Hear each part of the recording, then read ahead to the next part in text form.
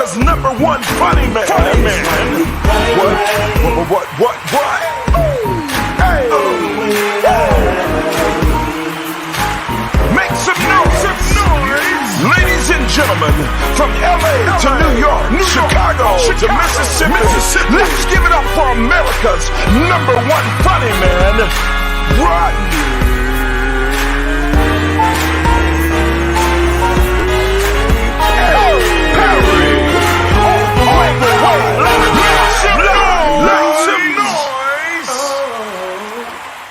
What's up, party people? It's your boy, Rodney Perry, in the building today. Super duper excited about this show. Let me tell you something. This is Friday. You've been doing your thing all week. You've been being amazing. And we are here to appreciate you. No matter where you at in the world, you got to stop and show yourself some love today. You're working hard. You're going into that job. You take care of your family, and nobody appreciates it. Let me bring in my co-host, Cristine, the Couger. Hey, Carolyn, how are you, Cristine? I'm amazingly tired, but I'm amazing. Right. You look amazing. I love your background, the walls, the sun kissing your right cheek. I love it. Okay, Cristine. You leaned into the Cougar. Yes, hard. You rocking the grays. Did you ever dye them? Yeah, absolutely. Yeah. I did it for like about, I think I started graying in my 30s. Really? And yeah, early 30s. My family we premature gray. My brother was gray in high school. Really? And I started and he had a beautiful head of hair. And I'm looking at it like, do I really want to keep doing this? Because gray hairs are stubborn. They don't agree with color. Especially the front ones. Gray hair is a menace to society. They be hard little hairs. They don't want to act right. They the thugs of the hair world. They gangster. And they say, no, I'm not doing that. And you can use Beijing, Dark and Lovely, Just for Men. Anything you want to use, you can crayon that joint in. It's still not going to take. They not going to take. Right. Like I've been dyeing my hair recently, but even then, it'll still be some of them to be like, nope. Just right here. And you got to do that every week to 2 weeks. Yeah. I was thinking of getting a wig though, because I want to one day I just want to flip it on people because everybody thinks I look young in the face. So I said I'm gonna get me a wig. I don't want to color my hair ever again, but I just want to get a wig and walk in a spot one day and just mess people's head up like, oh, shoot, who that young girl? But you know what? Have you thought about white? No. Going lean further in, you know what I'm saying? That could be cool. All right, y'all. Sharon, I see you. Andromeda is in the building. Marie Jones. OMG. Do any of the ladies have a crazy ex? A crazy ex. You knew he was a maniac when you was with him, but now y'all ain't together no more, and he still be tripping. I damn sure had one of them. You had one of them? I had me one of them. And the funny thing was when I started how did you ultimately break it off? Like, how do you break it off with your crazy ex? Actually, he helped me help him. He said he was moving into his auntie's house, and I actually moved him into his new girlfriend's house. Really? Yes. So you just had to be his friend. I literally so this is what it was. I had him living, I'm a caretaker. This is why I stopped dating, because I think I need a break from caretaking. He was living with me at the time, and then things started to get dicey, and these men kind of get their way into the next lady situation before they out of their situation. And I moved him in. He said he's moving in with auntie. I got the U-Haul truck and everything, and moved him to his new girlfriend's house. Really? Yes. Who are you? Who does that? I didn't know I didn't know that's what I was doing. And then when we broke up, I started doing stand-up, and he started noticing, hey, this girl is out in these streets, and then started to get really jealous and overprotective of a situation he no longer wanted to be in, but he wanted to be in it. That was the crazy part. Wow, ain't that something, man? Hey, y'all, this is Roddy Perry. You're tuning in to Roddy Perry Live. My co-host for today, Cristine the Cougar, Carolyn. Miss Cristine. Yes, sir. Are you really a cougar? You know what? I believe I am, but people always want to redefine you and give you another definition of who you are. So lately I've been getting granny, and I didn't know there was such thing as a granny, but Are you a granny? Are you a grandmother? I'm not a mother or a grandmother, but I would prefer to be called auntie. And the funny thing is that I've even heard Lunel say that, don't call me granny, call me auntie. Because it's like kind of like I don't want to wear a badge of honor that I don't have. But I'm an auntie all day, and I am a cougar because this is the thing. And I didn't even know I had it in me. This young guy just walked up to me, and like I tell this joke I tell this story as a joke on stage because it really happened. And I am officially a cougar now because he was half my age.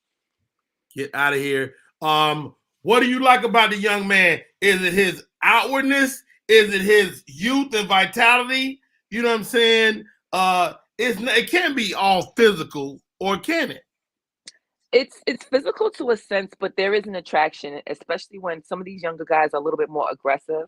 So they will come at you in a way that I don't. I mean, I get the aggression, but it's like overly aggressive, and they just get right to it. It's like when an older guy walks up to a young girl, I'm like, "Look, what you gonna do for this?" So it's the same thing with them, like, but they're not paying me. I'm just like here for the good time, and we go out, we have some fun. But the situation happened, I would say twice. It's not like I'm out here randomly picking up young guys. Hey, it's okay, but you know what? I think as a woman, as you just kind of lean into your womanhood, so what? And that's you know the what I mean? thing, and that's the beauty of it. Because when you get to a certain age, like who are you? I don't have to justify myself to anybody. This is my life as long as I'm not hurting anybody and they not hurting me, and we all agree. What we say, fair exchange is no robbery. Fair exchange is no robbery. My co-host for today, Cristine the Cougar, is in the building, joining us as well. I wanted to bring back this segment. I know tons of lawyers, and my friend Ursula, I call her name is Ursula Langford. I call her Ursula Esquire. She is a lawyer. And one of the things, Cristine, I want to do with this show is I want us as Black people to pay attention to what's happening on the legal landscape. So we're not tripping off of a police that are doing wrong at the last minute. You know what I mean? Let's pay attention to what's going on out in these streets. Ursula, how are you, first of all? I am wonderful. They done sent you black. I hear you. Hey, if you can, when you get back up, what's up, Marie Jones? Hey, let's see if it'll pop back in. Let's see if it'll pop back in, Ursula. If not, go out. There you go. There she goes. Oh, she's there. Can you hear me? Hello? There she goes. Can you hear me? I hear you, but you sound like you're on walkie-talkie. Here goes. I'm gonna take you out. Turn your phone's landscape, and then I'll bring you back. Okay. ... Yes, perfecto. Are you on your Wi-Fi at the crib? I'm gonna go. Hold on. I'm gonna probably go black. Hold on. Let me check because I think I am. Should be. Hold on. I was trying to do it on my MacBook. Let's let Ursula get herself together. So much stuff happening in the news. Did you see this? Speaking of dudes that don't know it's over, let me show you this one, Christina. Goodness gracious. Now, you remember a few years ago, Matt Barnes got into it with Derek Fisher over his I don't think they was even exes at the time. But you know, I mean, you got to know your guy is volatile. Am I right, Christina? Absolutely. You can pick up the signs. The behavior is apparent. You know. So this is Matt Barnes.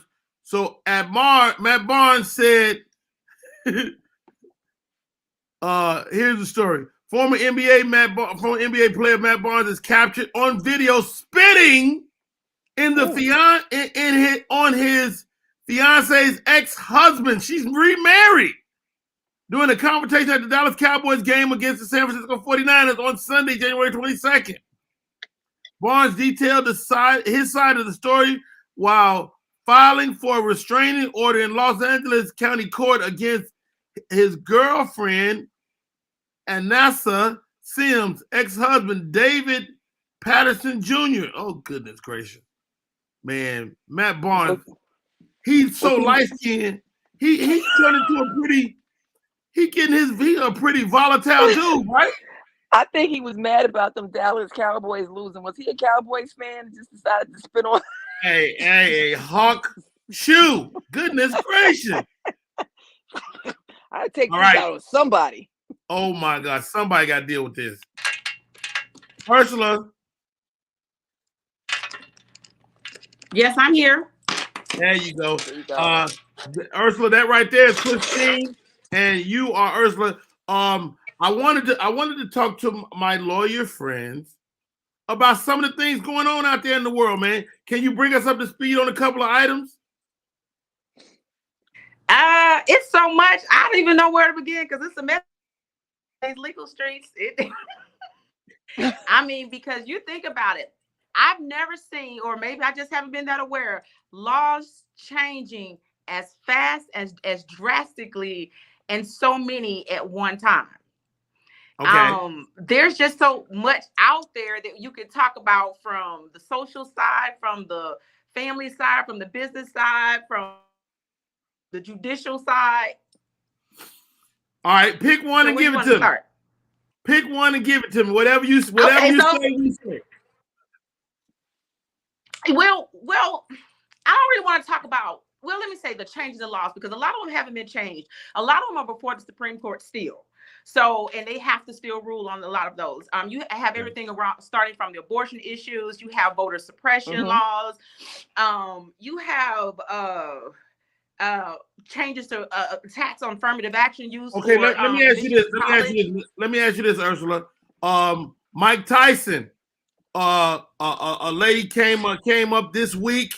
Mike Tyson. She says Mike raped her in the 90s. Is there a statute of limitation on this type of behavior at all? And should it be? What's your thoughts? Well, I'm not a criminal attorney, so I would not know if maybe I should. But when it comes to the law always provides for there is a statute of limitations on things. Hold on. And I do believe there should, because we go back to the Me Too. And so, and where people bringing up things from 30, 40 years ago. That's what I was saying. That's what I was just thinking of Bill Cosby. The Bill Cosby thing. Right. How far back did a woman should have a right. Yeah, a woman should have a right to assert something, to assert an allegation against her and to defend herself, or to prosecute the harm. But then the balance becomes, when is it too much? 30 years. A lot of people say, well, you don't know what a rape victim has gone through.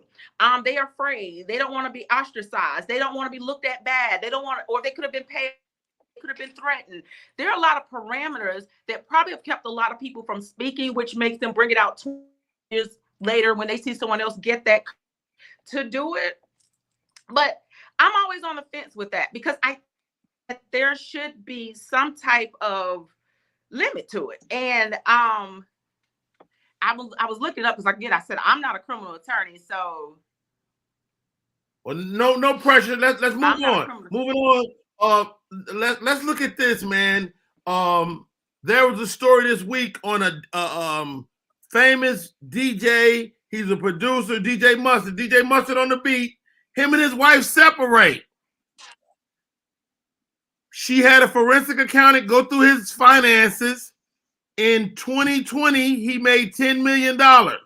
So ultimately, she's asking for $80,000 a week. Ladies, what's your thought? Is that fair? It's literally 10%. Let me say this: as a former family law attorney, I do not think it's fair. Right. I understand the standard of living that she has become accustomed to, but I heard it best put when a judge said, when I was practicing to a divorcing couple that had high assets, that said, your standard of living now changes. What you used to do, you won't be able to do no more. And that means the kids may not go to the best private school or even private school at all. I think that it should be a balance. I know in the state of Texas where I used to live, there are limitations. I think it caps out at $10,000. Georgia has a cap of how much you can receive when it comes to child support. It's called an extremely high income. And if it's over a certain amount, caps off at say 10,000, and that's all you will get. I think now, of course, people are going to argue with them. Oh, but she was a housewife. She took care of the kids. You know, she didn't do anything. She didn't have no housewife. If your husband make $10 million a year, you ain't no housewife. Here's my thing. That's what alimony is for. That's what alimony is for. Support and alimony are two separate things. But I think a lot of women want to continue that lifestyle and not work. And I understand if you've never worked the entire life, because you've been with this maybe all your life, and you've never worked, and they're $10 million. But I think sometimes there needs to be a reasonable limit to it. I don't think that's reasonable. $80,000 in child support. It's three children that we're talking about. We're talking about three kids, and we're talking about a guy that's very well off. Like, I'm thinking, even as a man, that 10% is a small fee. You paying your agent and your managers 10%. So let me ask this question. So this is child support we're talking about, not alimony. Not alimony at all. And these are his children. So these are his children, three children. Right. I don't think the children should suffer the loss of the divorce. Like we say, like the standard of living for the children. Why did that have to change? Maybe the wife, but those are his children. Why should their education be lacked because his mother and father decided not to be together? He's still their father. I mean, I see that. I definitely can see that. Where do you draw the line? Okay, I understand that they said, well, this person's worth 10, 20, 30 million dollars whatsoever.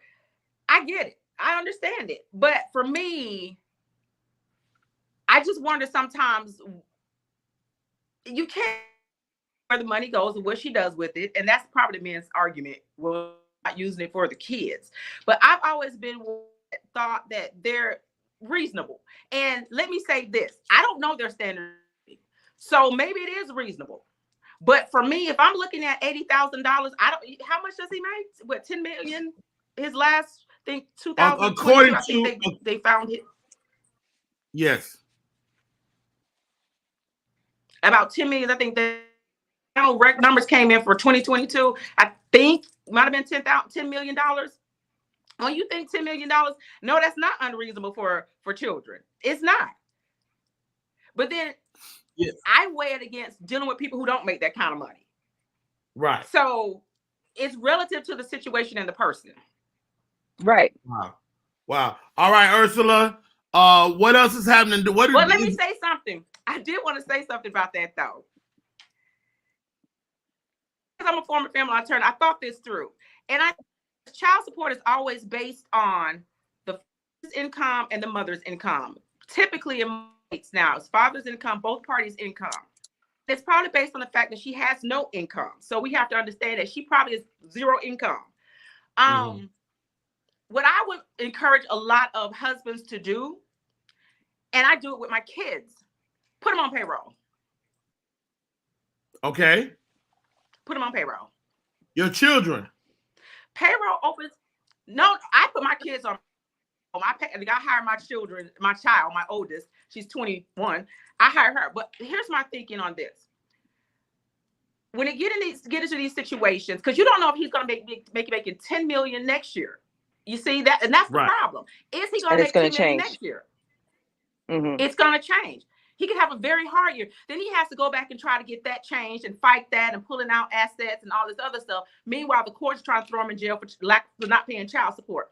So Okay. I think that a lot of these situations, men or women, whoever's the breadwinner and supporting the home, put that other spouse on your payroll. First of all, you get, if you're self-employed, first of all, you get the benefit as long as you pay the payroll taxes. But when it comes to a situation like this, now you can prove that person has income. Because that's the problem. Is there a lot of them are based on zero income. You go to court all the time, and mothers or fathers would say, well, I'm not working. You put me down for zero. Georgia, fortunately, will impute it based on what you can do or your degree. I just think, sometimes it's just easier to put them on payroll, give them a set amount. You're my executive assistant. I'm going to give you $100,000 a year. So if ever it comes to a point where you need to establish yourself, and it helps her too, because if she ever has to buy, if she ever has to buy a car, she has established, has a payroll check. Right. It just benefits everybody. Hey, you said something that interests me, Ursula. You put your children on payroll as well. Talk to me about that, because there's some benefits to putting your children on payroll. Yeah, and I talked to my accountant about it. When my daughter turned 21, I started putting her on payroll. She makes less than probably about $12,000 a year. But I put her on payroll. I take the benefit of payroll taxes, paying payroll taxes and things of that nature. But also it establishes her again. Now that she has she can go get her own apartment, she can go get her own car, whatever she wants to do, because she has established income. But it also gives me a tax break. Yeah. Hey, ladies and gentlemen, my name is Rodney Perry. You're tuning in to Rodney Perry Live. That young lady is Miss Ursula Esquire, attorney at law. Ursula, you're in entertainment law now. Was that a pivot for you? No, I practice both. A lot of my clients that were my family law clients were my entertainment clients. And I just got tired of the grimy part of family law. So I kind of just let it go and move to where I am now and focus more onto the entertainment. Give me this, Ursula, because I remember reading when Steve Harvey left his first wife that his lawyer litigated for both sides. That's unacceptable, am I right? Well, there's this thing that we have called informed consent. And I personally have never seen anybody litigate for both sides. Now, I've had two clients that I may have had to negotiate a contract with, but I try to encourage one or the other to go have another attorney look at it. But in the case that I had one case and they just would not, they both wanted to use me. So I had to do what's called a informed consent, and they both had to sign an informed consent saying that they know that I represent both. I have privileged information about, but and we can move forward for that. But I've never seen someone litigate for both sides. Wow. That's a mess. I mean, like they tell you when you go to criminal court, don't share the co-defendant should not share the same attorney. Oh, wow. Wow. Ursula, how I can't thank you enough for coming for the best interest of two people. Right. Ursula, how do we stay in touch, man? How do we follow you and maybe even ask a question every once in a while? I will answer any questions most likely. You can reach me on Instagram. I have two at legally_URS, and that is on Instagram, legally_URS, and that's probably the best way to reach me. I do everything from contracts. I do trademarks, copyrights. I do family law still here and there just for select cases. I'm getting more into the consulting side. I'm dipping more into this new NIL thing that's going on with college athletics. It's gonna be big, and I'm encouraging everybody, if you are a college athlete, you aspire to be one, you got kids that are going that route, that you understand NIL. NIL is get in it on now. Let me drop a little bit of that. Get in now. Do it right. Establish yourself as a business. so that you can own your own rights. And that's part of me being an intellectual property attorney, teaching people how to create intellectual property and protect it. Wow. And NIL is going to be the biggest thing when it comes to athletics.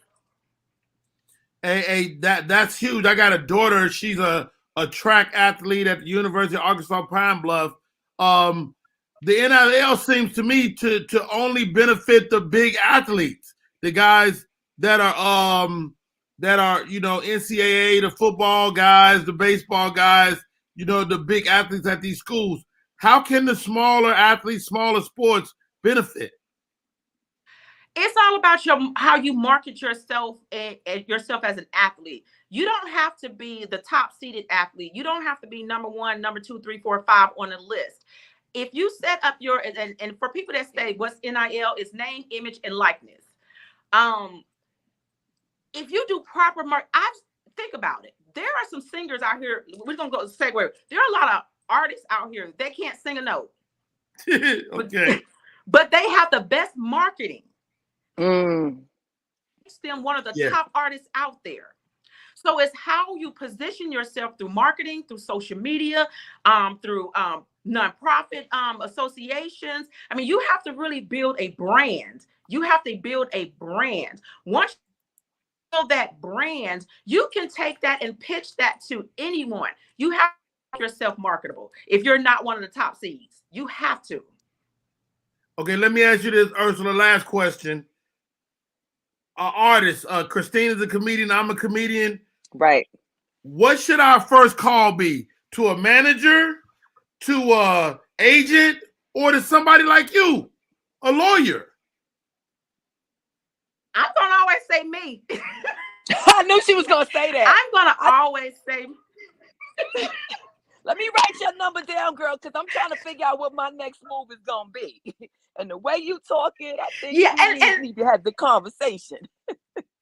Because here's the thing. Mm-hmm. Here's the thing, Cristine and Rodney. If you get a good lawyer, they are going to tell you to get the accountant and the manager. If you have a good manager, they should tell you to get an accountant and a lawyer. If you have an accountant, they should tell you a manager and a lawyer. It's like we work in tandem. And a lot of times I have an accountant that I use for my clients, and I have a roster of some managers that I will refer if they're looking for it. But I try to make sure that when they come to me, that I give them my spiel on it. You need everybody. I know it looks insurmountable, but the money you're spending in the clubs, popping bottles, buying Gucci, YSL, that's money you can pay me. That's money you can pay your accountant. And also, just usually take a percentage. So you're not really most times paying them up front. Right. And what about an agent? But I think an attorney is first because... Go ahead. I'm listening. What did you say? Is there a pause? No, I think there's a lag because here's my thing with a little bit. Okay, even with the manager, I like, there are people out there that don't have managers and they do fine. I don't think you can do fine without an attorney. I'm going to be honest, because there's people like, oh, I can read that contract. I've been reading contracts all my life. But there are certain things that should be contracts. There are certain language that is in contract that you think you may, but actually says something. A contract can turn on one word of your livelihood. I noticed in a lot of contracts, music contracts, that a lot of these are given these labels there in the contract. I don't think they even noticed that. What so was that again, you said? I'm sorry. Me, the first person isn't, even if you don't have a contract on the table, you need to have an attorney lined up. So when that first contract comes through, you have money and a contract, an attorney you go straight to. Wow. I love that, Ursula, because a lot of times, we as people of color, you know, you don't lock that stuff in until it's too late. Absolutely. And I get so many people come to me after they've signed the deal, after they've made promises and agreements and given up their soul. And now I have to try to unravel it. When I say, now you're paying me $10,000 when I may have only charged you $5 to just do it from the beginning. Now I have to unravel somebody else's work. Wow. I have to fix it now. And a lot of times it's not easy because these other attorneys know what they're doing. People like, let me give an example. I had someone call me and say, hey, can you review this contract for me? What's your fee? So I gave her my fee and she told me it was too high. That's fine. I said, I can do a payment plan. I'm easy. But she said, well, I don't need you to redline it and do anything. I know what I'm going to sign. I'm going to sign it. Okay. Why you call me? Why did you call me? Right. She said, well, yeah. I just need for you to explain some things. You don't understand it, but you know that you're going to sign it. Now, I don't know if she signed it or not. Good luck. Good luck. Good luck. Your Instagram is, you're at Legally Yours, URS. God dang it. I don't know. Legally I don't know why.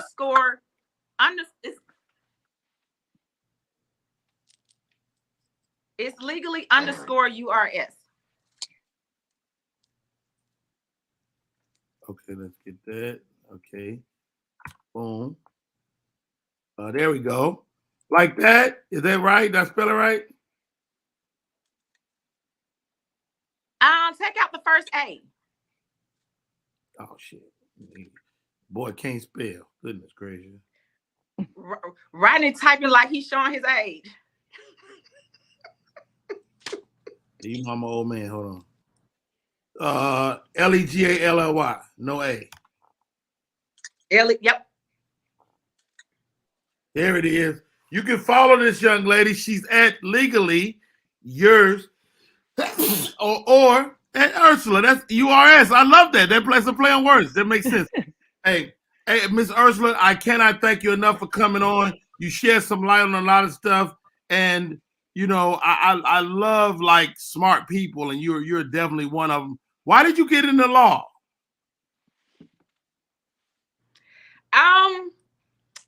I worked in radio first, and I met a lot of artists in what I did. And what happened was I got laid off. 9/11 happened, and I got laid off.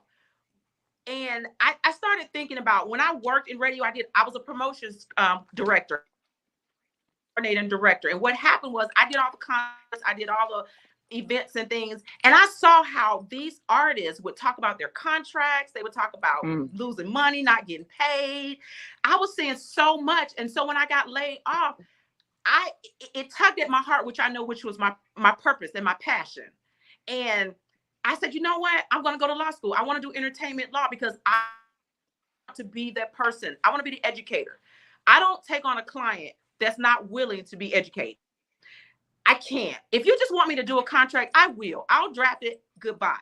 But if you want to be you want me to be on your team, you have to be willing to learn. And that's how I found my purpose and my passion. I went to law school. I took up contract law. I excelled at contract law. So I knew that I was in my purpose and my passion. But I started it because I saw how a lot of artists were so unhappy in the industry, and I wanted to make a change. Wow.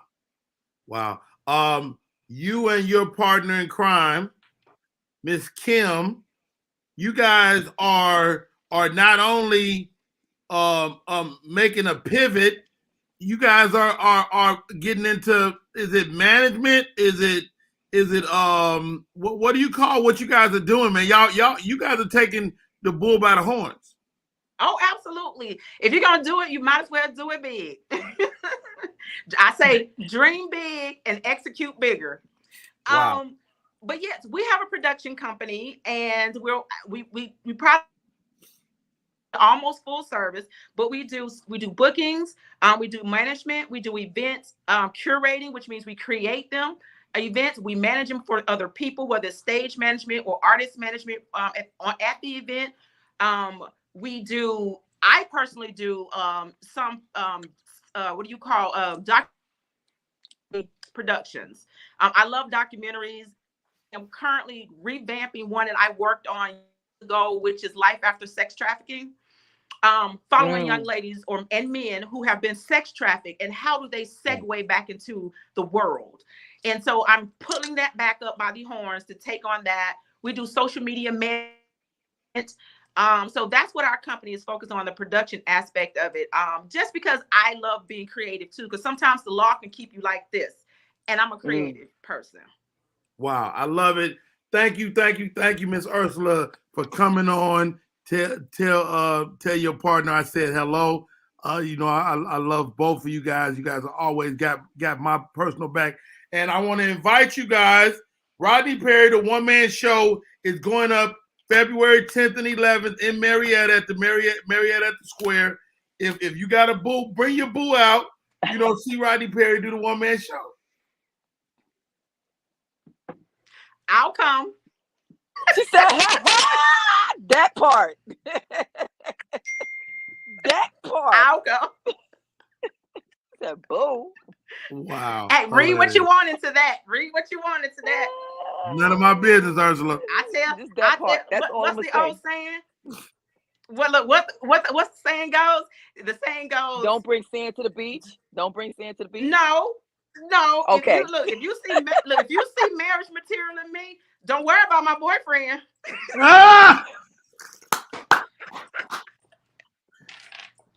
Miss Ursula, thank you. You silly. Oh, and don't block your blessings. Don't block your blessings. Exactly. Don't block your blessings. Don't worry about somebody else. It could be your blessing. I could be your blessing. I could be what you've been asking God for. Oh, goodness gracious. What is the back-to-back? What's the back-to-back? Lay hands on that. University of Georgia. Back-to-back. Back-to-back champions. Ow. Y'all better work. Why y'all have to beat them people so bad, though? That's what we do. Back-to-back up in this piece. Was it 65-7? Oh, good. 65-7. Something like that. Goodness gracious. Miss Ursula, I love you. Thank you for coming on, and we can't wait to have you back. I love you too. Nice meeting you, Cristine. Nice meeting you. I wrote your information down because I need to know about that, because I got a lot of intellectual property out there, and I'm starting to learn how to get my stuff taken off of people's pages too. I said, "Oh, y'all gonna do that to my you stuff?" Call me, and then you call me Miss Cristine, and we gonna talk. We will talk. Done deal. All right, appreciate it. Yo, my girl Ursula came on here with the choppiest connection of all time. Goodness gracious. But I'm glad we was able to hear some of her great information, man. And expert on family court, expert on entertainment law. And let me tell you something. You will need a lawyer before you need a manager or agent. Because somebody got to look at that. Look, every contract is written on behalf of the person that is for. So if you do a deal, guess what? If it's my contract, it benefits me. So we got to know that and be able to deal with that. I've been dealing with contracts for many years, and it's always a pleasure to see the young comics take it to the next level. And Cristine is with us today. My name is Rodney Perry. You're tuning in to Rodney Perry Live. Oh my God, Cristine the Couger is in the building. Cristine, we're gonna take a break. When we come back, we're gonna play a game that I call This or That. I'll be asking you which thing do you like. Hello. All right, y'all. I'm here for it. A little break. We'll be right back. By more Rodney Perry Live after the break. Boom, boom, boom. Uh-oh. My other attorney buddy is in the queue too. All right. Y'all stay right there. We'll be right back. More show. What up, y'all? It's Michael Sean. And I know you want to be a podcaster. You want a successful podcast. You want to give your views and opinions, but you just don't know how to do it correctly. That's why you got to hit up ShawneeScott.com. You want to be on radio, and you want to know how to build your radio career. ShawneeScott.com. She's done all of this. I've worked alongside her for years, and I will tell you the information that she can give you is on a value level that I can't even put a price on it. All you have to do is go to ShawneeScott.com. Your future, right now. That's it. Michael Sean. Yeah.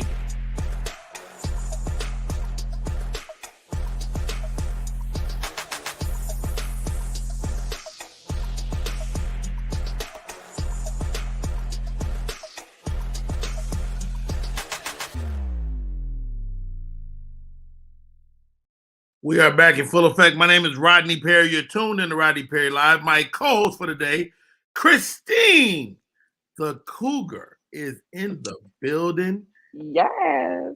Watch out, young boys. You ain't ready. She's still young. Watch out. I'm here for it too. My knees still work. My knees still work. Yeah, do they? Are you Megan Thee Stallion?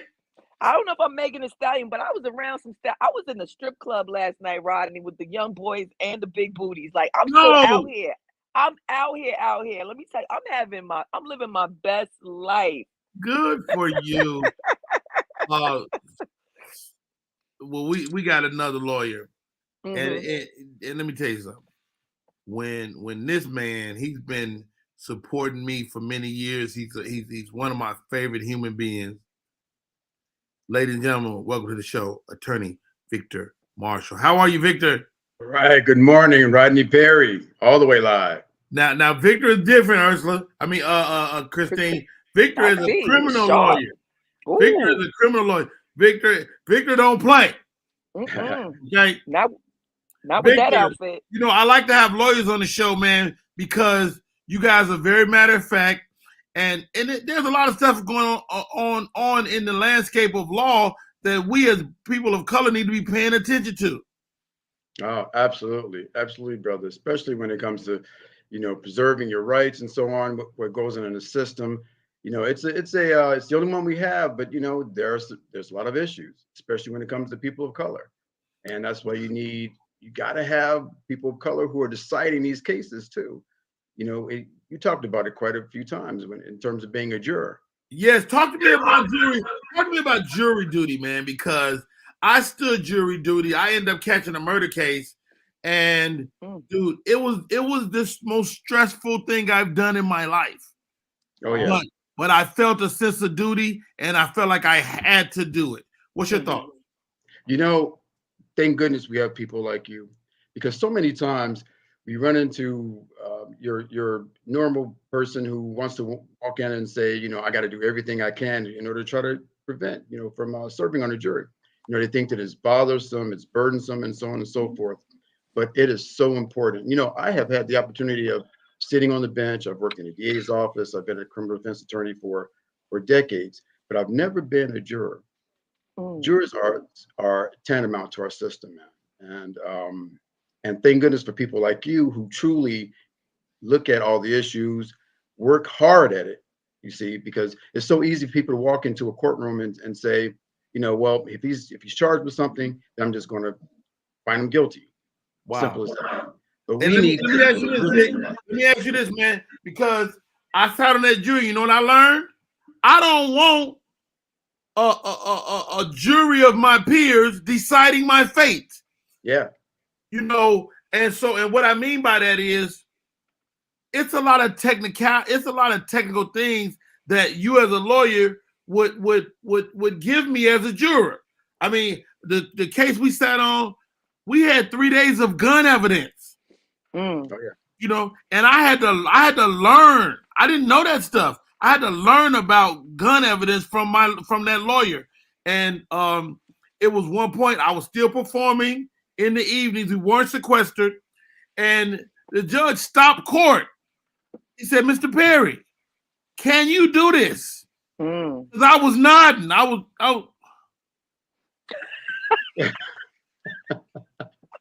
that's not uncommon. It's not uncommon for jurors to start falling asleep or whatever it is. I mean, because you know, we've got our own things going on in our lives and so on. It's not uncommon. There have been times. Let me tell you, one time I ended up beating a death penalty case. My client was facing a death penalty, but Wow. it hung in the penalty phase. Excuse me, no, in the guilt phase. It Okay. hung because the prosecutor made a comment to a juror saying, "This juror is falling asleep," you know, and that that feeling of disconnection that the juror had with that prosecutor, she ended up losing that case because she wasn't able to connect with that juror because, you know, for busting them out and embarrassing them.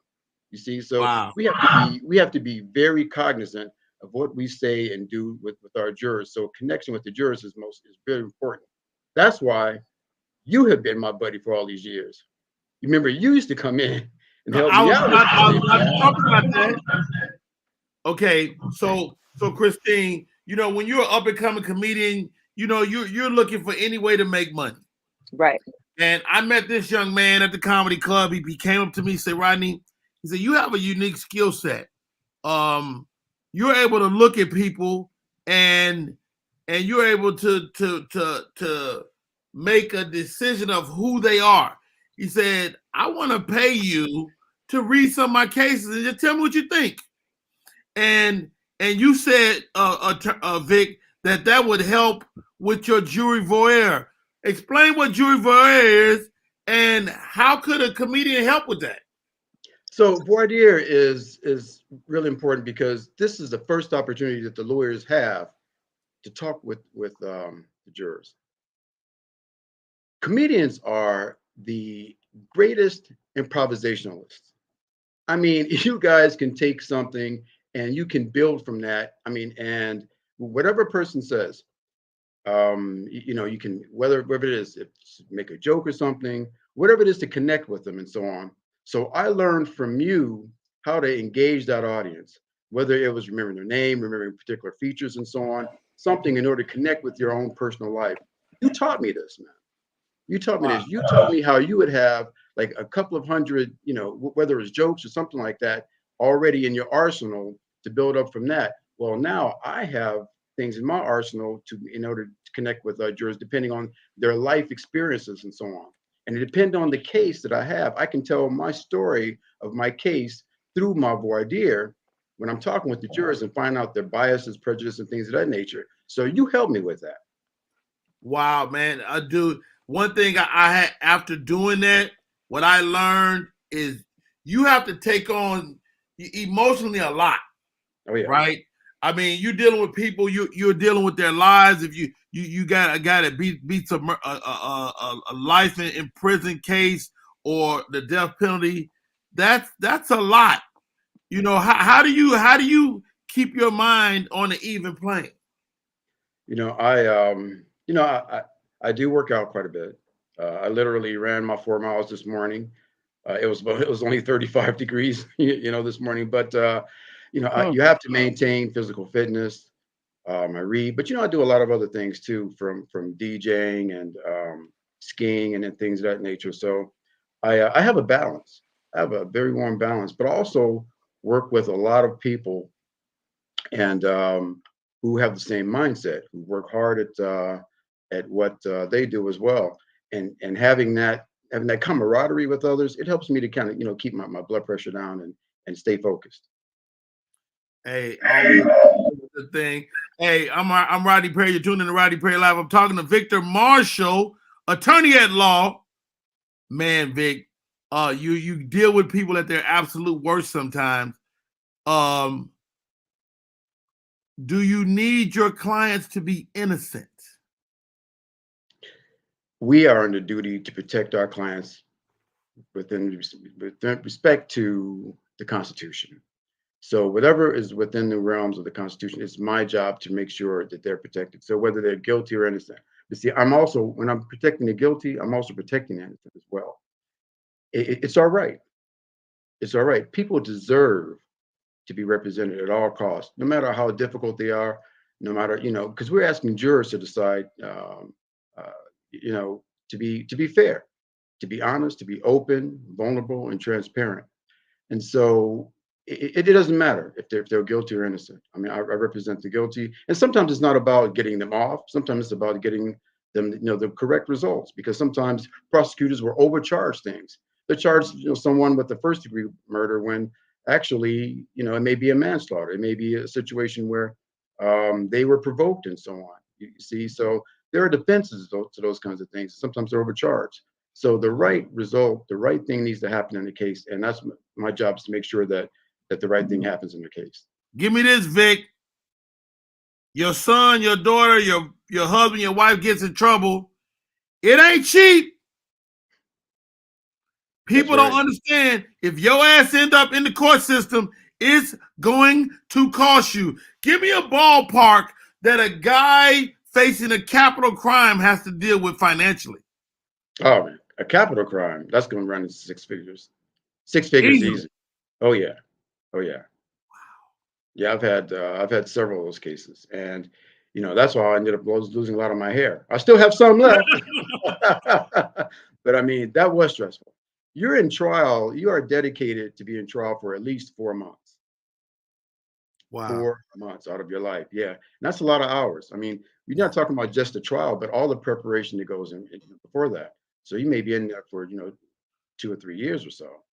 Now, do you own your own company? Are you Victor Marshall Esquire, and is your company, or are you under a bigger umbrella? So at the time that you and I were working together, I had my own office. I got tapped on a couple of different occasions by the public defender's office. So I went out to Ventura County and I worked there. I helped to train some of the officers. Right now I'm in LA. I just got tapped for San Francisco, as well as a private firm to do personal injury, things of that nature, and try civil cases. But I think my heart has always been with the community and making sure that people are protected in the community and not overcharged and things of that nature.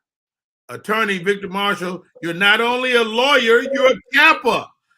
You guys are all about community, man. Talk to me about the community aspect of what you do, man. I mean, you've helped my son, and you help people daily, bro. Talk to me about the community. Oh, wow. Thank you. Yeah. And, one of the reasons why I still stay active is because we have a branch of our organization called the Kappa League. And what happens is we assist and bring in a lot of young, teenage boys from high school all the way through high school. Actually, even junior high, they come under our wings. We mentor them. We take them on school tours. We show them how to everything from internet etiquette, personal etiquette, and so on. We take them to the schools and so on, show them how to get scholarships. We help them to get into colleges and a host of different things. But it's we also give other events and stuff like that too, where we have them escort. So we teach them the ways of how to really and truly be a man. A lot of single mothers actually rely on the Kappa League as well, and it helps to get their kid, on the right path. And we've got a lot of success stories. Hey man, Victor Marshall, man, it's always a pleasure. Love talking to you, bro. Have you been paying attention to some of the stuff that's happening out here on these legal landscapes in some of these pop culture cases? Oh, I have, and I think I had chimed in a couple of weeks ago because I actually got to view the Tory Lanez trial. I got to see your girl Megan Thee Stallion come in and saw her testify. How tall is she in real life? I think maybe she's about 5'9" or 5'10", but she does wear heels. Yeah. And so that puts her close to the 6 foot range or so on. Yeah. But wow. It was something. I mean, what's your thoughts on that case? What's your thoughts on that case? That young man took a brick, man, and it turns he's got a new lawyer. His new lawyer says that the original lawyer kind of failed him, and that he wish he had came on sooner. What's your thoughts? I'm actually friends with his first lawyer, very close friends with his first lawyer, Sean Hawley, who's represented Cat Williams and just a whole host of celebrities and so on. I actually spoke with the lawyer that tried the case. He actually did a pretty, decent job. I mean, there were issues that raised no reasonable doubt in the case. no doubt about it. However, I got to tell you something. When sisters testify, when Megan got on the stand and testify, sisters have really a lot of power in their experiences and so on when they testify and so on. There was an independent witness as well that kind of, corroborated what she said and so on. So I think that's what ended up swaying the jurors in terms of things. The new lawyer. Either you got shot or you didn't. Yeah. But see, there was problems with her credibility because she didn't say the story in the beginning. But when she came in, I think that made all the world of a difference. But is it true that what's said in the court supersedes whatever was said in the public, right? No, not necessarily. It depends on the story. It really depends on the power of the story. You see, when she came in, the story became a bit more powerful, especially when she explained, what was going on and why. But the independent witness kind of came in and corroborated some things, and that I think that moved the jurors. Hey, Vic, we saw George Foreman case resurface, 50-year-old case. Young lady said George raped her, but her credibility came into question, and George has now countersued. We saw Mike Tyson, 20-year-old removed case. Young lady says Mike Tyson raped her in a limo 20 years ago in the 90s. Talk to me about. We have to protect our women, first of all. I get that. But man, these cases are very old. Is the case ever too old? What's your thought? I can tell you what the law is. I can tell you my personal. Okay. The law is a defendant has a right to a speedy trial, first and foremost. But those rights become affected and the case can be prejudiced over time because you lose witnesses, witnesses lose their memory and so on. Evidence and so on becomes stale, those kinds of things. Okay. It can prejudice the case as a result. Okay. And because of that, that's why they have things like statute of limitations. Of course, with murder, there's no statute of limitations. But with everything else, there usually is a statute of limitation. Hey, Trina. And so, you have to, all that stuff has to be balanced. I have had a number of cases where I have gotten cases dismissed because prosecutors were sitting on them. They became stagnant, or the statute of limitations have run as a result. And people have the right to that under our system, just to make sure that these old cases don't come back. With respect to rape cases, yes, I agree with you. Our women need to be protected, but they also have a duty to come forward as soon as possible. I understand that it can be painful for them, but they run the risk of the statute of limitations and so on. Wow. Common sense would tell you, get in there, get this person off the streets as quickly as possible. You see? Well, you know what, Vic, that is an interesting point that nobody has made. That if you don't come forward, how many people behind you get victimized? Absolutely. But see, the law in California, at least, even if you don't come forward immediately, let's say if you don't get prosecuted criminally, that case can still come forward, like with Bill Cosby, like with Harvey Weinstein. All those cases where they weren't prosecuted, people can still come in and testify because we now have what's called propensity evidence. It comes up in sex cases and it comes up in domestic violence cases. So propensity evidence can now come in. So all the bad stuff that you did in the past, that can end up coming in, even if you haven't been prosecuted for it, because it shows a propensity that if you did it in the past, you're liable to have done it in this case. That's right. Yo, is there anybody you won't defend? I've been asked that. I would say that the most difficult cases are child molesters, but I have defended them before. I mean, I have, and admittedly, I'll still do it, but it is difficult. It is difficult. Now, Vic, I gotta ask, man. There's a lot of single ladies that patronize the Rodney Perry Live Show. Are you single? I'm not available. I'm not available. Lady, sorry, Christina. You too old for Christina though. I kind of got a glimpse. I kind of figured it out. It was somebody walking in the background. It was. I saw. I said I got a little. I didn't want to tell you a secret, but I peeped it. But I pay attention. But I want to say this though, real quick. Do you ever do like so? And I understand when you would be referencing to Megan Thee Stallion because at the time it was the climate at the time, and it's funny too because she still tried to protect the black man that harmed her. This is the thing that us women try to do because she didn't want him to get assaulted by the police because of the situation that was happening in the moment because of the climate at the time. And my question to you is, do you do pro bono? Do you take on cases when people don't have it? Well, because I'm in the public defender's office now, it's all pro bono. Okay. All right. Oh, so that's but even when I was in private practice, I still took some pro bono cases every now and then. No doubt. Yeah. Okay. You know, depending on the urgency, depending on what the issues were, depending on if because some cases you have to put money out there in order to investigate and so on and so forth. Wow. You know, yeah. Hey, real quick, Victor Marshall, how do we stay in touch?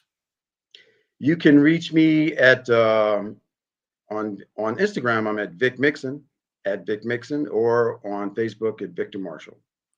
He's a lawyer. He's a DJ. He will slap you in the face if you get out of hand.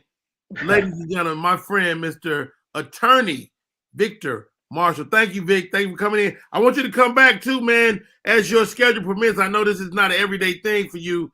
And thank you for the question, Christina. Up next, Coco Fresh is in the building. Every Friday, as her schedule permits, we're going to have her come in and do some readings. She's an expert tarot card reader. She's funny as all get out. She's silly. She's light-skinned, and she always got a fresh fade.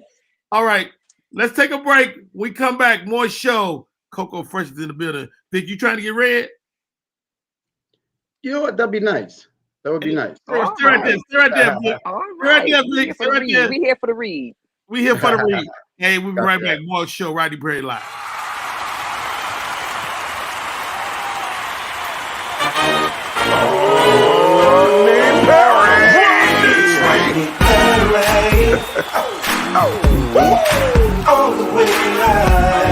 Get ready for America's #1 funny man. What? Hey. Make some noise.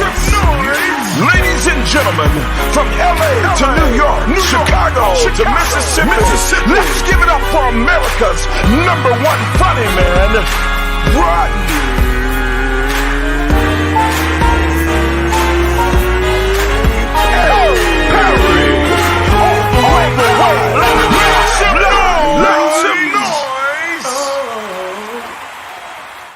What's up, party people? It's your boy Rodney Perry. We are back.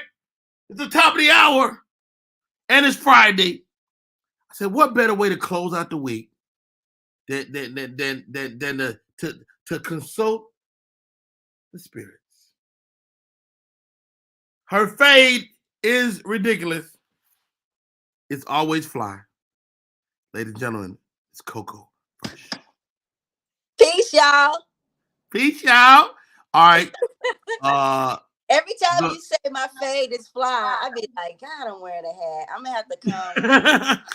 Hey, I've seen the real fade up close. The Cash App. Oh yeah. The Fresh Tarot. That's right. It's an honor and a privilege you would even consider to come on this show because you do this stuff on your own, you know, and you're just so dope. First of all, can we talk about the Victor change clothes? You know what? I saw him change the hat. It started with the hat. I was like, what we about to do? Well, Rodney's my inspiration. That brother be wearing some hats. Hey, I see what you're doing. Cristine the Couger is joining us today. Peace, Christina. Hey, love. How are you doing, Coco? Hey, Coco, give me this because you hear people talk about Mercury retrograde, and a friend of mine was talking. She was like, this is not really our new year. This is a time like we kind of renew ourselves in the spring. Right. And so talk to me about that. What is Mercury retrograde? What does that mean? Okay, so I'm not like the Mercury retrograde expert, but basically Mercury is the planet that is associated with like communication. Okay. So, well, retrograde means going backwards. It's either going backwards or being still. So when Mercury goes through retrograde like 3 times of the year, when Mercury goes through retrograde, that's when things be messing up on our end on Earth with like communication, a lot of breakups, your money slow down, all that stuff. A lot of people that you done broke up with that you know you ain't got no business messing with, they be trying to come back. And yeah, a lot. And then you get into a lot of nostalgia because remember, it's like slowing down. It's like going backwards. So you start thinking about people that you used to be with, and you be thinking about the good stuff of the past, and you be forgetting why you left them alone in the first place. That was a reason. That part. Reason why.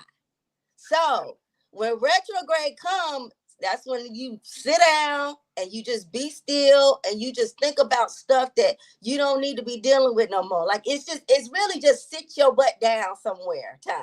Sit your ass down. Damn. All right, guys. Contract, nothing. Love it. Hey, y'all, this is Rodney Perry. You tuned in to Rodney Perry Live. If you got a question for Coco Fresh and you're tuned in, hit us in the chat and we'll take a look at it. Christina is a cougar, Coco. Okay. I'm a Capricorn, and I'm a Capricorn too. We just came out of Capricorn season. Oh, wow. When is your birthday? When is your birthday? Christmas Eve. You know about that? She got them coins. I can already feel it. I need her to fix my credit. I know she knows somebody. You know somebody. Hey, how about this? How about this, Coco? Cristine took a leap of faith and went all the way into comedy last year. I know she didn't ask, but she's been doing great, man. I've been really watching her, and I'm super happy for her and proud of her. She's really leaned into this cougar thing. What does the future hold for Cristine the Cougar? All right, let's see. Spirit, give me some insight about Cristine.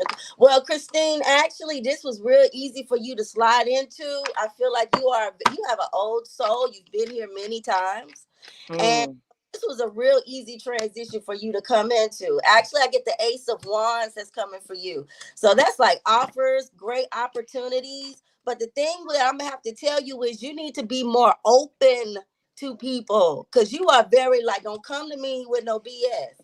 And what's happening is when they be you are going to end, if you keep this up, you're going to end up pushing off somebody that's going to be good for you.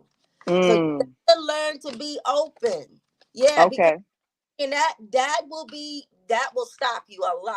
Because after that, it's like you doing that, I'm getting people, it's going to stop people. Now, I'm also saying too, though, this comedy thing is going to actually bring up. You're going to get you a boo from that. I do or it could be a partnership, but I feel like it's love. So if anything great come out of this year, I think it's going to bring you a new relationship. If you ain't already. I'm working on a business relationship that's very fruitful, I believe. Okay. So it could, I don't know. Well, I'm here for the love though. I think it's love. I'm here for the love. Mixture of both, but I keep getting the Ace of Wands. Like this is a great start for you, but you have got to be open to people. You're gonna have all types of people that's gonna come to you in this, especially as a female in comedy. You gonna get some crazy shit. Coco, let me ask you this: Cristine got a kind of big booty. Is that gonna help her? Absolutely, it'll help her, and she can use it. Listen, I embrace all of this. I mean, I work hard at keeping it together because I was a big girl. I toned down. I'm stage ready, and I'm here for it. Like I literally just wrapped 2 movies this week on my parts. That's what's up. So I had those 2 movies, and one is being edited now. So like I feel I'm walking on faith, and there's so much that I'm fearful of, but I'm also excited about because not having all the time and not always being booked, but still being in the moment and enjoying every bit of it. Christine, John Hall said, "Can he see?" I got on my Zoom outfit today. So this is No what's bottoms, going on. no bottoms. This is going on. This is the pajamas on the bottom, but the booty. All right. All Come right. on now, the booty is. Right. The booty is. Oh, yeah, her booty has a whole person. I was practicing with the young girls yesterday with the butt. Well, last night, this morning with the butt shots. All right. Thank you, Cristine. That's what's My up. co-host for today is so insane. Victor Marshall, he's an attorney, great guy. He says he's unavailable to you women out there in them streets. He got somebody. Vic, you have a question for Coco Fresh.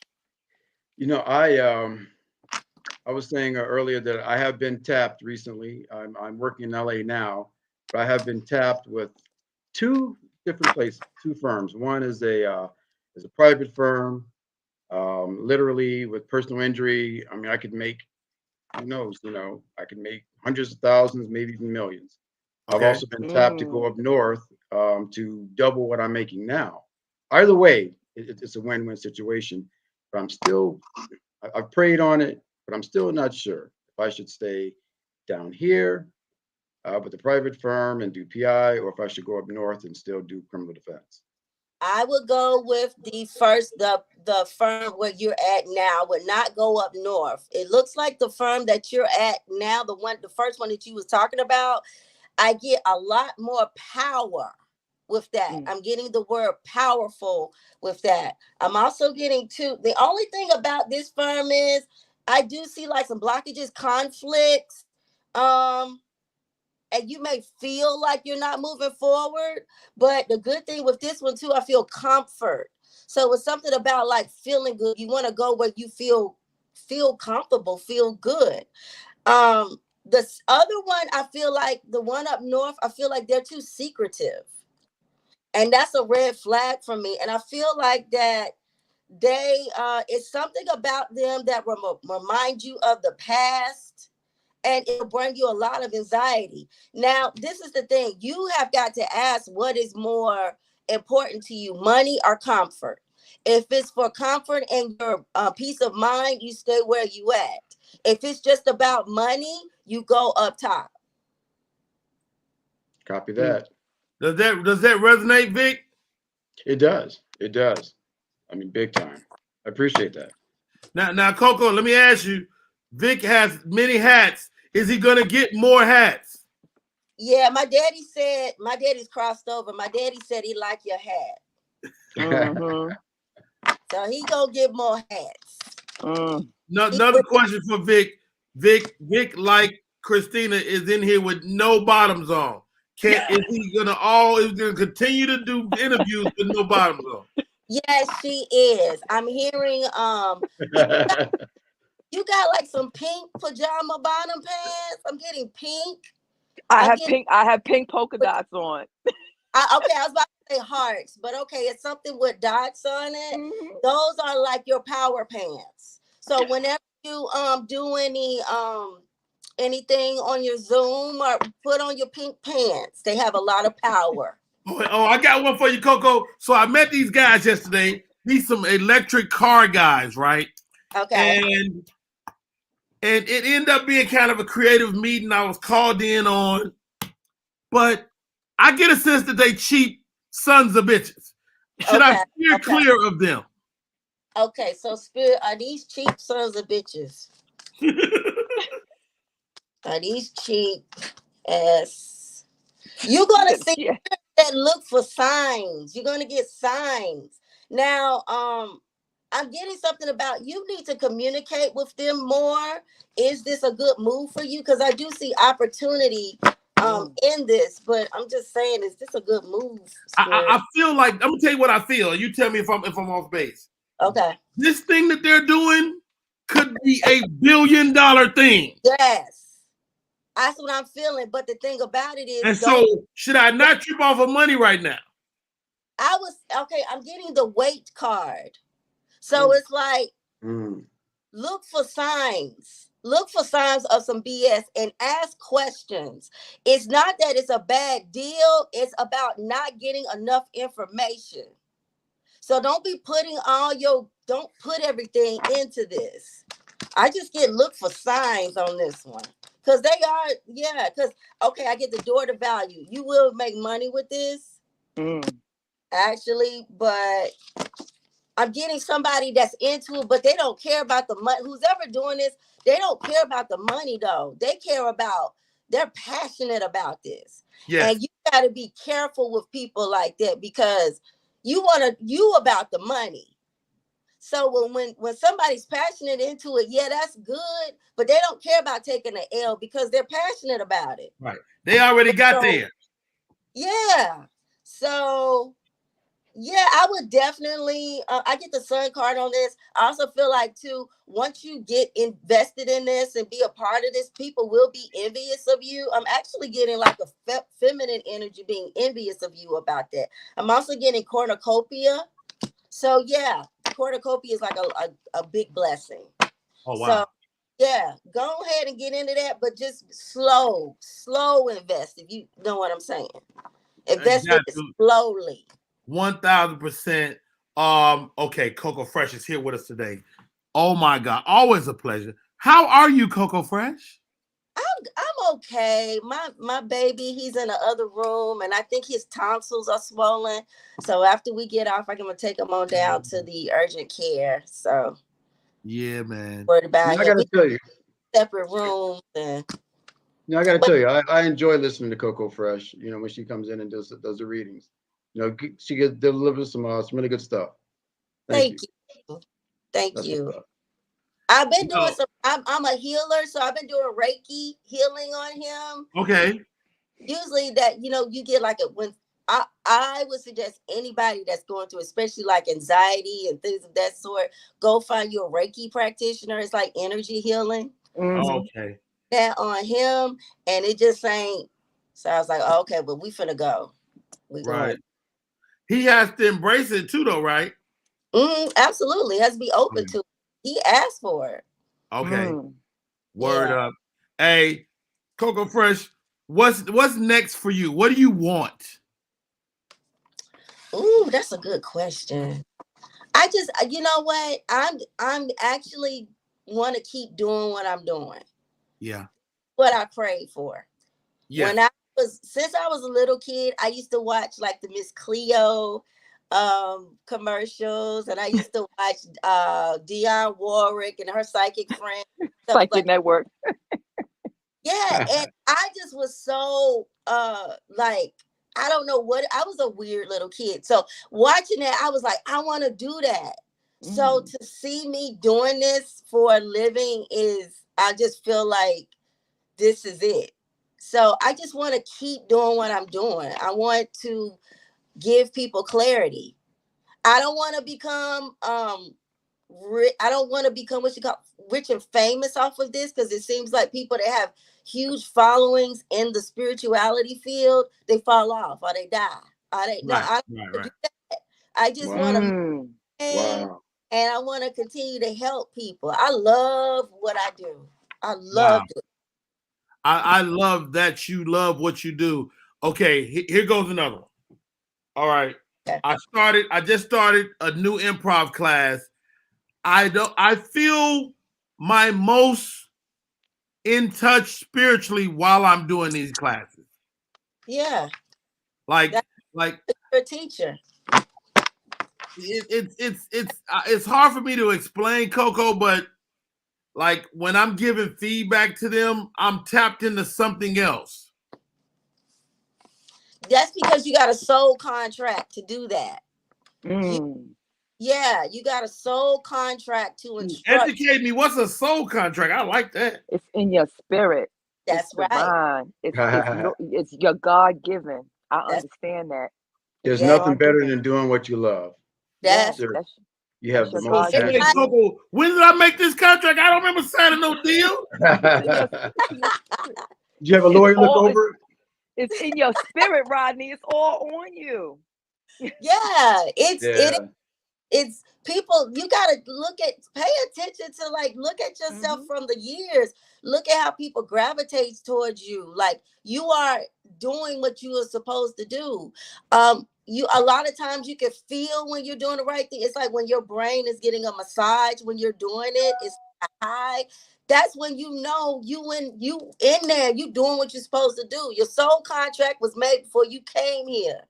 Wow. You know, Rodney is a master of what he does. Let me tell you, my buddies made an entire movie and they had a role specifically for Rodney. They made it just for Rodney because of what he does, because of the way that he connects with people. Okay. Wow. And he knows everybody. Yes. He knows everybody. Here goes Coco Fresh. There was an altercation this past Tuesday night. Comedian Steve Brown, another young man who I won't say his name. I'm concerned about that young man. He is dealing with some demons. And so is he going to be okay? Okay, give me his first initial. His a nickname, but I'm going to say S. S. Okay. Spirit, what's going on with him? Okay. He going to be all right. I just think, he is I just see a lot of concern about him not giving what he feel like he's owed. Very concerned about money. Should I reach out to him? Spirit, should Rodney reach out to him? I'm thinking about I shouldn't be fucking with him because he's too. Or did you need to follow that? Okay. No. One thing I got to say about you, Rodney, is that you're the ultimate diplomat. No. What is that? What is that called? No. She said no. Leave him alone. Leave him alone. Okay. I wouldn't mess with him. It is too. This was on. It's funny about to say this. Some just telling me to tell people that's watching. Stop saying God told me to tell you. God didn't tell you to tell. Stop that. Stop that. It don't work. Who was it? If it's not God, who is it? If anybody. You told you to tell you. You told you to tell you. Your guilty conscience. You. It's your guilty conscience. That's what it is.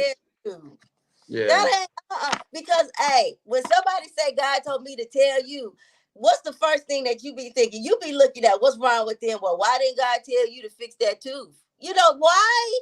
Why? God didn't tell you to tell God. No, why is he gonna skip over me to go to you? Coco Fresh. Because God Coco speaks Fresh. through people. Coco Fresh. we all in Hollywood. I think I'm ready to get a new set of teeth. Will I get me a new set of teeth? I want them Denzels. Don't get them chiclets.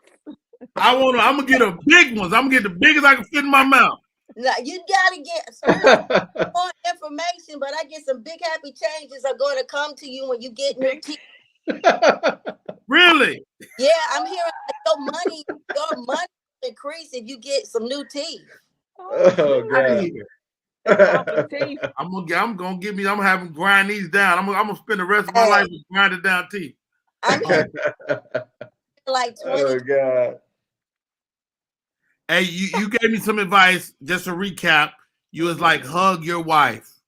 Yeah, hug your wife more. That's so resonated. And regardless of whatever she pushed me off, whatever, we've been doing that, and it makes a big difference. She pushed you off. Oh, but her mother lives with us, and her mother's like, Angie ain't never like nobody touching on her like that. Aww. And so it makes a difference, man. And I wanted to tell you that it definitely resonates. It's definitely real. Make it a ritual. Okay. Yeah. Make it a ritual. Don't, just make it like, okay, well, baby, at 9 a.m. every morning, I need for us to hug and give them good swing hugs. Mm. That will make your whole day a lot better. Right. And I'm guilty of that, doing it for like a couple of days and being like, I ain't got time. Nah, make it like beef. Wow. What does the world need now, Coco Fresh? Like, are people looking for love? Are they looking for Relationships? Are they looking for money? What do people need? People need to invest in their family and invest in themselves. And this is financially and this is all around. This is the thing. I think that instead of worrying about what the world is doing, and it's like more worry about yourself. Worry more about, like with money. I'm hearing like you need to worry about more about additional streams of income. That's what I'm getting. I'm hearing like try to get in at least 3 streams of income. I'm also hearing about getting a plan, a retirement plan, but don't get the worries from what you see on TikTok or what you see on TV. I'm getting more about just invest within yourself, within your family. You know how you live. You know how your household is. You know how you want to be when you get older. So it's like, don't focus so much about what the media is saying. So the best advice that I can put is invest in yourself. The biggest thing is money. Okay, money. I keep hearing invest. Every time I talk to people, when I do readings on my lives or whatever, I always get this message about don't worry about what he doing or what you need to worry about your money and your coins. Because it's a lot of people that's making less than $30,000 a year that's spending that get calls with me and they spend hundreds of dollars worried about what Pookie doing. Well, really, you need to worry about trying to figure out how can I increase, because you ain't got no retirement plan. Wow, how about that? Focus more on your income. I'm hearing 3. Your long range income. Long range? Yeah, that's what I'm saying. Your long range income. You said retirement a couple times, so that makes me think long of the range, future. like everything, long range, short term, everything. Put your focus on your finances. And you put your focus on finances, I feel like everything else will fall into place. But you got everybody in tune on the same goal. That's Coco what Fresh. Mike Tyson just caught a rape charge from 20 years ago in the 90s. Is he going to beat this, or is this going to be like another black stain on his career? Okay. Spirit, what's going to happen with Mike?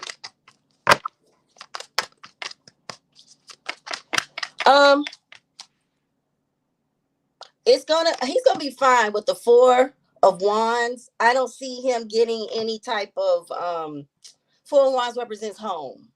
Like I'm good. That's a celebration in that. Oh wow. But the thing about it is he's going to be manipulated out of paying out a lot of money. So if anything, you're going to hear about him either having to pay out a lot of money. That's what I'm getting. I'm getting manipulated. He may have a lot of money taken from him. So if it's going to affect him, it's going to affect him financially. But I don't see him getting locked up. This person has been watching. It's like watching and waiting. Getting a lot of secretive energy. So with him, it's a wheel of fortune for this other person. This person is an empress upside down. So the empress is like the side chick. Or the empress is a woman that is not the main woman. And I feel like, yes, this is causing a lot of blockages and a lot of anxiety. No sleep at night. So yeah, I don't get jail time. I do get celebration that he doesn't get jail time, but I see it hitting his pockets really bad. That's what he's been through that before. He's been through that before, and maybe he still bounced back.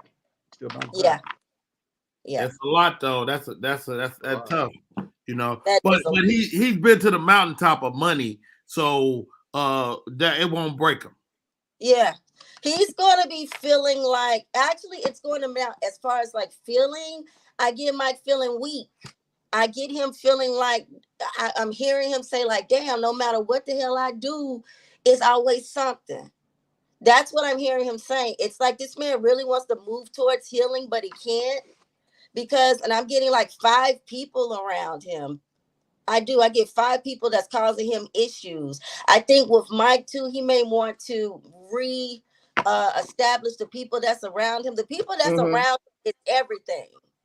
So with him, he's got like 5 people around him that's causing issues. He think he's got a whole family of people that's got his back, like he got his pick. But I'm getting 5 people that's that's messing his stuff up, energy wise. That's what I. Wow, you bring up an interesting point. Why does some people have a hard time making friends and some people effortlessly do it? Well, you got to look at their reason why they don't have friends. Why are they saying they ain't got friends? Because some people just don't like people. Some people just don't do well around other people. Wow. Yeah, I think everybody is a product of kind of their life experiences.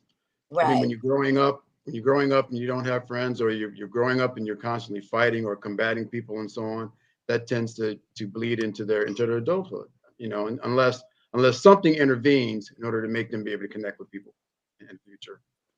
Or like for me, it's like sometimes I'm around certain people, they have a little level of jealousy.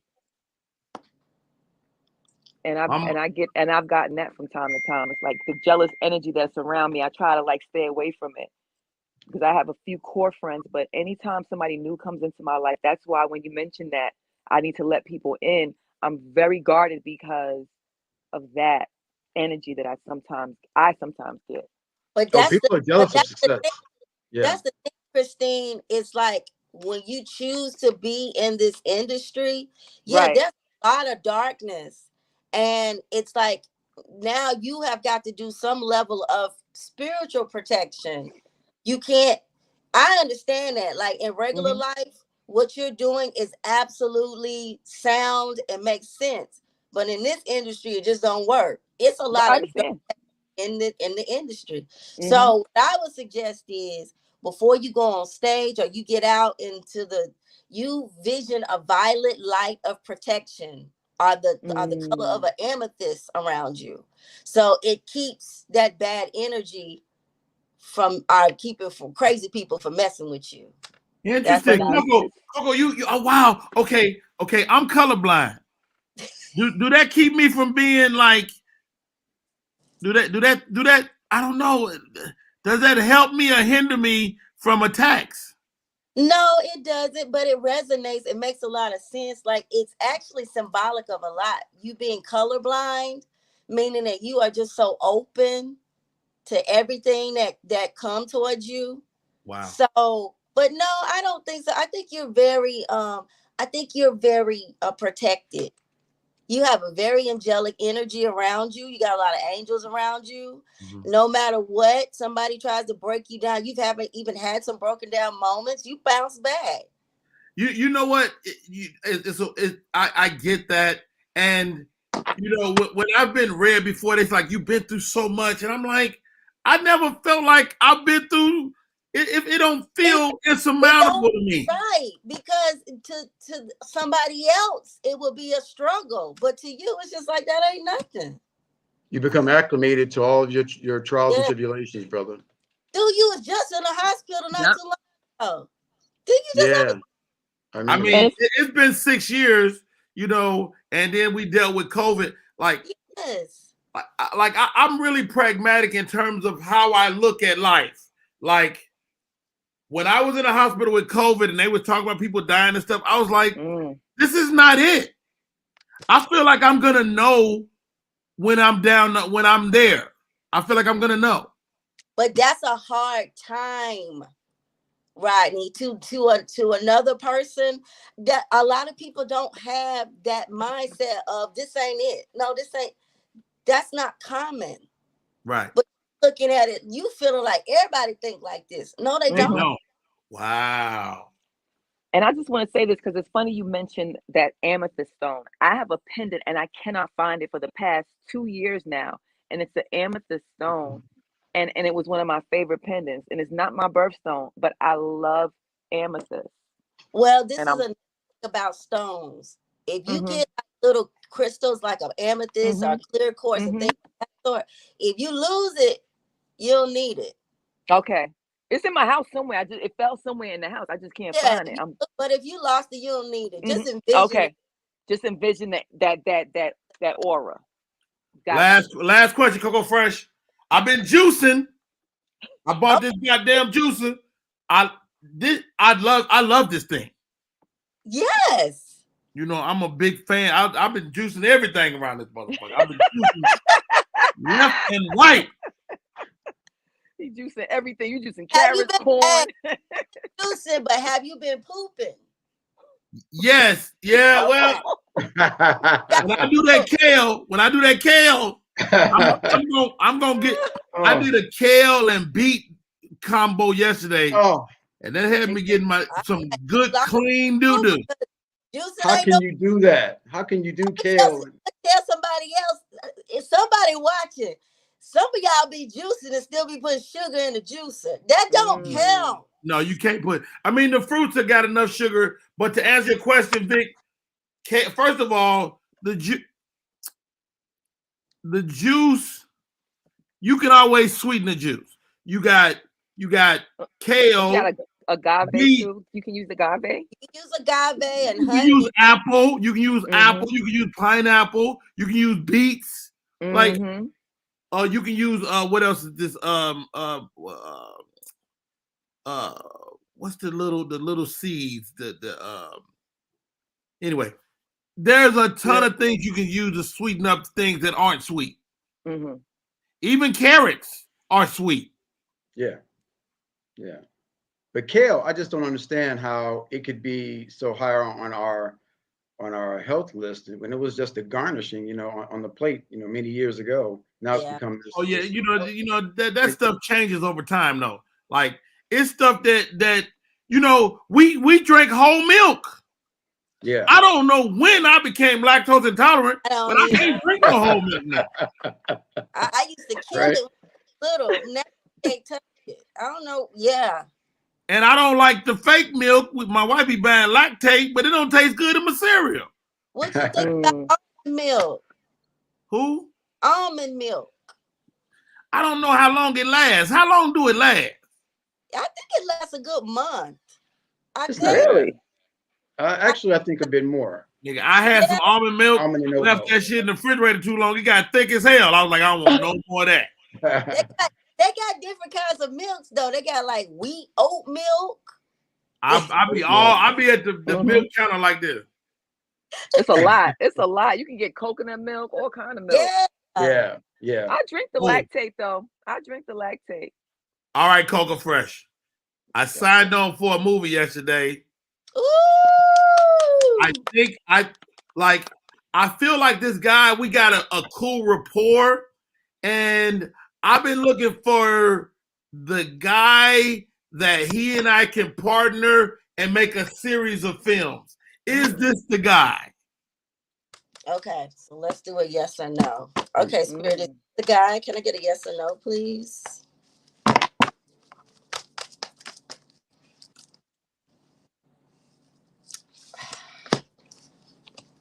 I gotta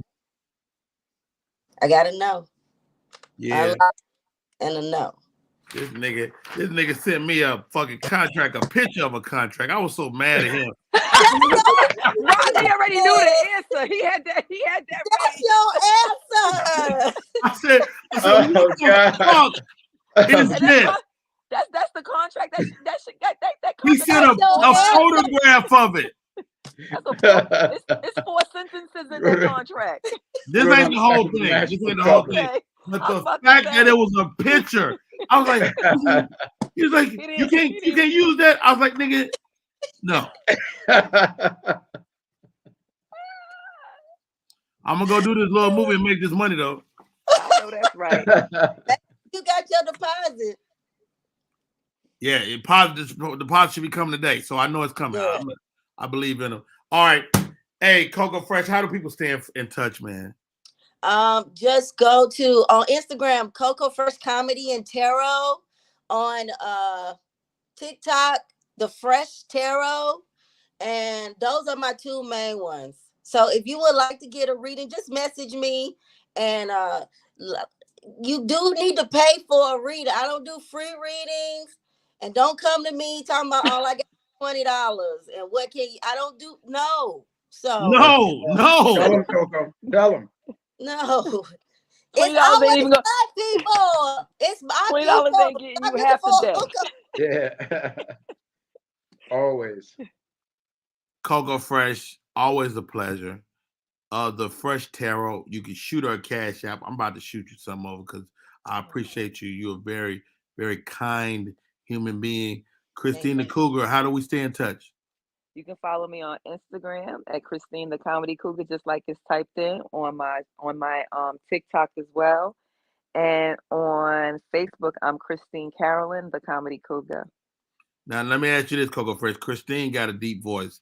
Is that ever gonna go away? No, that's sexy. I got a deep voice in certain places and a high voice in others. See, Cristine be like discreet, but Cristine be they be coming in on her for. Oh my God! You don't even know. I'm so it's you know, and I'm embracing it. I'm having fun with it, but right now I'm just a little cautious with it because I feel like they're gonna break my hip. Don't you get no hip injury. Look.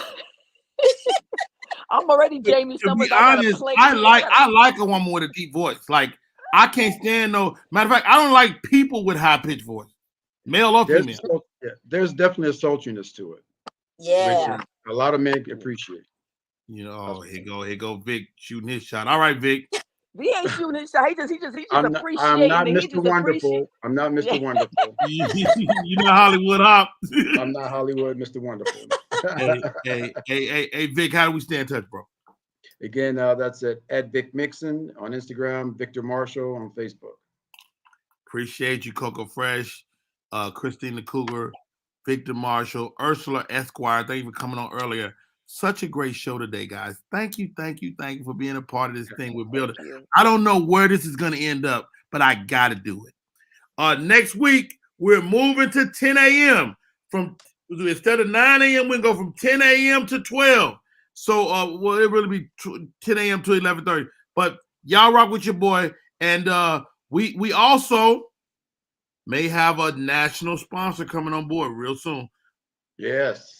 Wow. Coco, don't tell him, Coco. Don't tell him yet. Okay, I was about to say, I saw some stuff.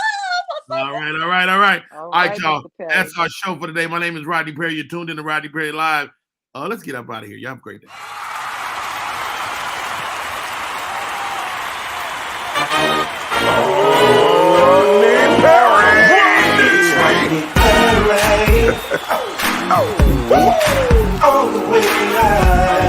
Get ready for America's #1 funny man.